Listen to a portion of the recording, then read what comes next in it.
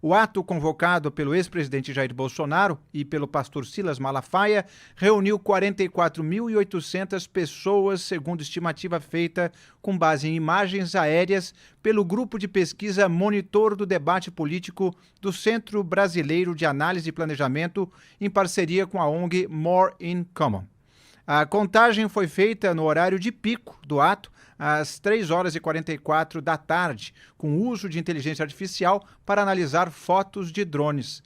O número supera mais do que o dobro da manifestação anterior, realizada em Copacabana, no Rio de Janeiro, em março deste ano, quando o mesmo grupo estimou em 18.300 pessoas o número de participantes. Porém, o público presente no ato deste domingo ficou bem abaixo do registrado em fevereiro do ano passado, quando Bolsonaro levou cerca de 185 mil pessoas para a Avenida Paulista para pedir anistia aos condenados pelos atos de 8 de janeiro.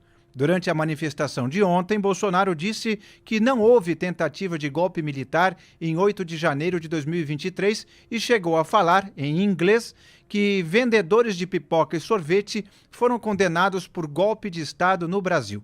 Vamos ouvir. Sou um psicopata para falar que aquilo que aconteceu no dia 8 de janeiro foi uma tentativa armada de golpe militar. E condeno essas pessoas, como diz no jargão da justiça, de baseada, de bolo. E olhem só o que está acontecendo no Supremo no dia de hoje, apesar de domingo. Eles já formaram maioria para condenar a uma pena absurda um pipoqueiro e um sorveteiro por golpe de Estado armado.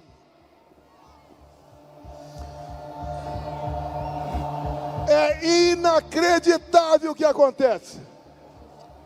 Eu não falo inglês.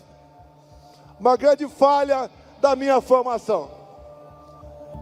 Mas quero dar um recado aqui para o mundo. E depois eu faço a tradução para vocês. Popcorn and ice cream sellers sentenced for coup d'etat em Brasil. Ou seja, corneteiro, sorveteiro e pipoqueiro dando golpe de Estado no Brasil. É uma vergonha. Condenar mais esses dois por um crime que não existiu. Em outro momento do discurso, Bolsonaro criticou o ministro Alexandre de Moraes, do Supremo Tribunal Federal, e o governo Lula. Ora, se o Alexandre de Moraes salvou a democracia no Brasil, se ele evitou que uma ditadura fosse instalada aqui, porque ele viaja de avião particular, ou melhor, de avião da FAB, para assistir Palmeiras e Corinthians em São Paulo. Ele tinha que viajar, como eu faço, de avião de carreira, para ser aplaudido.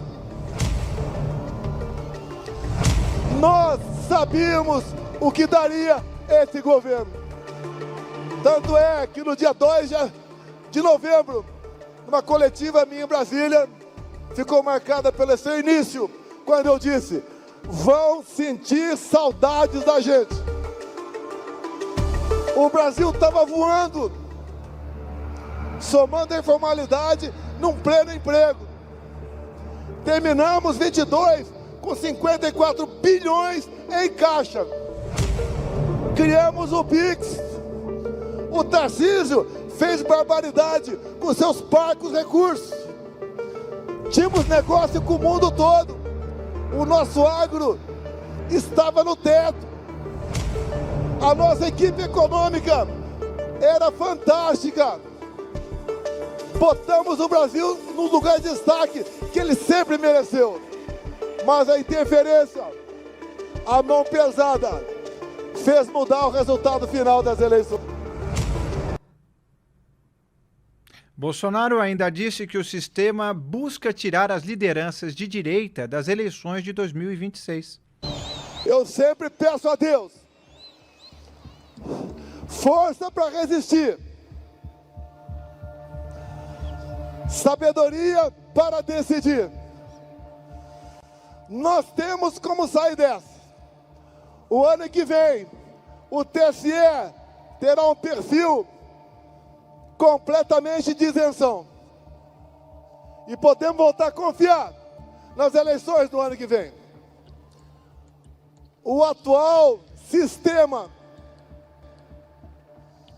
busca cada vez mais tirar da cédula eleitoral do ano que vem as lideranças de direita. O Caiado está aqui inelegível. Vai recuperar a elegibilidade dele, se Deus quiser. Eu estou inelegível porque me reuni com embaixadores. Ao final do discurso, o ex-presidente disse que deixá-lo de fora das eleições de 2026 é negar a democracia. Eleições 26. Sem Jair Bolsonaro é negar a democracia. É escancarar a ditadura no Brasil. Se o voto é a alma da democracia, a contagem pública do mesmo se faz necessário. Meus irmãos de todo o Brasil, aqui, apesar do momento difícil, a gente consegue recarregar as baterias, se preparar para novas batalhas, mas com a certeza que a vitória virá. Parlamentares e governadores também participaram do ato. O líder do PL na Câmara, Sóstenes Cavalcante, disse que vai divulgar quem são os deputados que assinaram o requerimento de urgência para o projeto de lei da anistia. Eu subo nesse trio neste momento, com 162 assinaturas de deputados apoiando a urgência do projeto da anistia. Segunda-feira, amanhã, nós vamos publicar o nome e a foto deles para vocês agradecer esses deputados. E nós vamos divulgar também o nome e a foto de quem ainda está indeciso. Até quarta-feira, presidente Bolsonaro, nós vamos ter, com a ajuda do Caiado, do Zema, do Tarcísio, do Wilson Lima, de Jorginho Melo, de todos os governadores que estão aqui, teremos sim as 257 assinaturas, se Deus quiser. E aí será pautado, querendo ou não, a Câmara dos Deputados. Quero só dizer, ninguém vai nos parar até que a anistia seja aprovada. Já o governador de São Paulo, Tarcísio de Freitas, usou o ato para tentar lavar a imagem de Jair Bolsonaro até na gestão da pandemia de Covid. Tive o privilégio de conhecer de perto o presidente Bolsonaro, de acompanhar muitas passagens dele no poder. E eu vi quantas vezes o Bolsonaro chorou.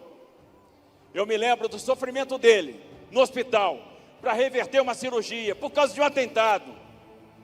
Quanto ele sofreu, quanta dor. Quem não se lembra dos filhos, naquela cama de hospital, da Michele, orando, dobrando o joelho, para que o pai tivesse uma chance. Atentado contra a vida dele. Eu vi o presidente preocupado com as pessoas na pandemia, e por isso, ele arrumou rapidamente alternativas. Por isso veio o auxílio emergencial, por isso veio o Pronamp, por isso veio o benefício emergencial. Rodolfo Borges, essa manifestação com quase 45 mil pessoas na Paulista surtiu ou vai surtir o efeito esperado?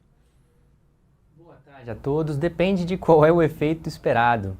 A gente já fez várias análises sobre essa manifestação desde ontem lá no site do Antagonista, antagonista.com.br, Felipe Moura Brasil, Ricardo Kertzmann, o Gustavo Noge, que se juntou à equipe recentemente, eu também publiquei, e eu vou destacar de tudo o que a gente disse, o que eu falei especificamente está lá escrito, Bolsonaro amarra a direita. Para mim esse é o saldo dessa manifestação, que foi, obviamente, significativa, é muito maior do que a esquerda consegue colocar na rua hoje, isso precisa ser reconhecido, está claro aí. Agora, como o próprio Inácio destacou na chamada do jornal, é bem menor do que aquela de 2024, de fevereiro. Então tem um desgaste que aconteceu durante esse período, sim. Tem menos gente na rua pelo Bolsonaro. É muita gente ainda, sim, é muita gente, mas a questão é o bastante para que o Bolsonaro seja reabilitado politicamente e possa disputar a próxima eleição? Hoje não é o bastante. E foi algo que eu destaquei também numa outra análise publicada no final da semana passada, que deu muita confusão aí na rede social, muita gente reclamando, o pessoal que está torcendo pela anistia. Porque eu analisei o impacto daquele vídeo que o Nicolas Ferreira, deputado, que estava também na manifestação no domingo, fez sobre a anistia. Ele fez um vídeo parecido no estilo daquele sobre o monitoramento do PIX. E eu apontei ali já na sexta-feira que o vídeo sobre a anistia não tinha o mesmo impacto e a mesma reverberação que o vídeo do monitoramento do PIX. E isso pode ser visto hoje, se você entrar lá no perfil do Nicolas Ferreira, no Instagram. Hoje é segunda-feira, o vídeo foi publicado na quinta-feira. Então, 4 dias depois, o vídeo está chegando a 60 milhões de visualizações. O vídeo do monitoramento do PIX chegou a 120 milhões, ou ultrapassou 120 milhões em 24 horas. É o dobro, em muito menos tempo. Então, assim, o que mostra o vídeo do Nicolas? É claro que ele tem reverberação. A plataforma dele é muito ampla de divulgação na rede social. O deputado Nicolas Ferreira e a direita brasileira, eles têm um poder de amplificação, sim. Mas esse caso específico da anistia, na comparação com o grande hit histórico da política brasileira recente, que foi a história do monitoramento do PIX, está muito distante. O vídeo do PIX hoje tem 330 milhões de visualizações. E aí, a esquerda, à época, duvidou de se era um viral ou não, se era artificial. Se era artificial a forma como ele se disseminou. E a gente disse na época, não tem como você fazer isso artificialmente, porque senão todo mundo estava fazendo toda hora. E a Erika Hilton, deputada de esquerda, tentou responder e hoje o vídeo dela tem 100 milhões de views, inflacionado ou inflado por um movimento político, como é agora esse vídeo da anistia do Nicolas. Ele foi impulsionado por um movimento político, que é aquele, olha, repasse, porque nós precisamos que essa mensagem circule. Isso não é um viral. O viral é aquele vídeo que ele é repassado independente da sua vontade. Não tem ninguém impulsionando. Ele é viral, é um vírus, ele se espalha espontaneamente.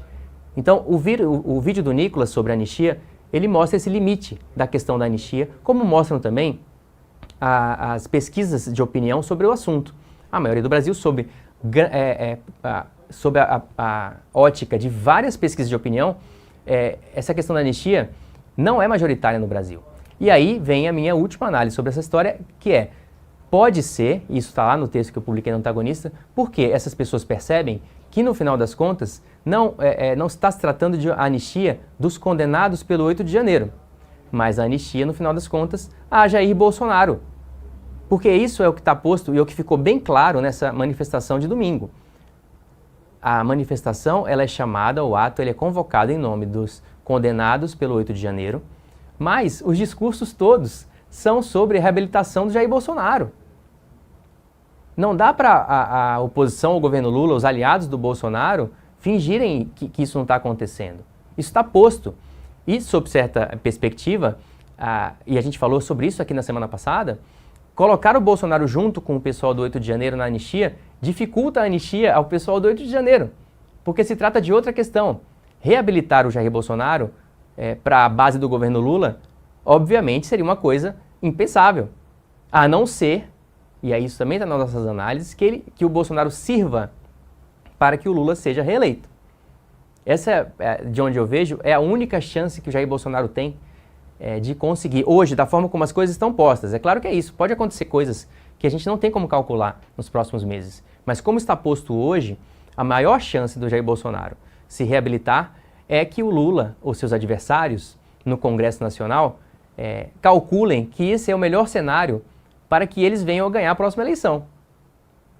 É interessante você falar disso, porque justamente essa diferença entre os dois vídeos unícolas. O primeiro era um problema que abarcava todo mundo. Todo mundo tem Pix, sabe do que é, vai ser afetado por aquilo. Essa daqui é uma bandeira específica de um segmento, e aí com isso acaba dividindo a opinião pública, e não é todo mundo que fala, não, eu concordo com isso. Ao contrário, a maioria não concorda, que é justamente o tema de uma pesquisa da Quest divulgada no domingo, que revelou que a maioria da população é contrária ao perdão aos envolvidos nos atos de 8 de janeiro de 2023. Segundo esse levantamento, 56% dos brasileiros defendem que os envolvidos nas invasões às sedes dos três poderes devem continuar presos cumprindo as suas penas. E mais, apenas 34% acreditam que eles já deveriam estar soltos ou que nunca deveriam ter sido detidos. A pesquisa ouviu 2.004 pessoas entre 27 e 31 de março deste ano. Então, se a gente for pensar bem, Rodolfo, essa manifestação na Paulista é contra a maioria da população, segundo as pesquisas. É o que indicam, E aí esse é o meu argumento final dessa análise que eu publiquei. Ao se engajarem nessa manifestação, os governadores todos que são considerados para herdar o espólio político do Bolsonaro em 2026, Tarcísio de Freitas, Romeu Zema e principalmente, e aí eu destaquei bem, a presença do Ronaldo Caiado nessa manifestação, porque o Caiado, 2 dias antes, sexta-feira, tinha feito um discurso de independência do Bolsonaro ao lançar a sua pré-candidatura presidencial. 2 dias depois ele jogou esse discurso na lata do lixo, porque ele estava ali junto com o Bolsonaro num ato que ele, Caiado, sabe, e todo mundo que está observando com atenção essa história sabe que esses atos, eles são convocados em nome dos condenados pelo 8 de janeiro, mas eles são convocados para o Bolsonaro. É o Bolsonaro o último beneficiário dessa anistia calculada pelos seus aliados. Não dá para omitir isso, não dá para esconder isso aí está claro. E ainda que as pessoas envolvidas ali achem que esse tipo de ato pode beneficiar de alguma forma os condenados pelo 8 de janeiro, e pode ser que beneficie, e eles estejam ali para isso, eles estão, no final das contas, apoiando o Bolsonaro, que é o que o Caiado fez quando estava ali. E aí vem um passivo que o Bolsonaro carrega e que, se ele não conseguir se viabilizar para 26, todos esses que estão envolvidos nesse movimento vão carregar junto com ele. Essa era a minha pergunta. Qual é o passivo? Porque todos são 7 governadores para lá, só não foi o 8º, o governador do Rio de Janeiro, porque teve uma chuvarada intensa lá, ele ficou acompanhando os resgates. Mas qual é o ônus para eles? Porque eles tinham pensado, se eu não for vai ser pior, porque vão achar que eu estou traindo a direita, etc e tal. Mas eles indo, realmente é melhor? Isso é um argumento que eu faço numa outra análise que eu publiquei lá no Antagonista no final de semana, por conta da presença do Caiado, que a esquerda se degradou muito para ficar com o Lula. A direita está correndo esse mesmo risco ao ficar com o Bolsonaro.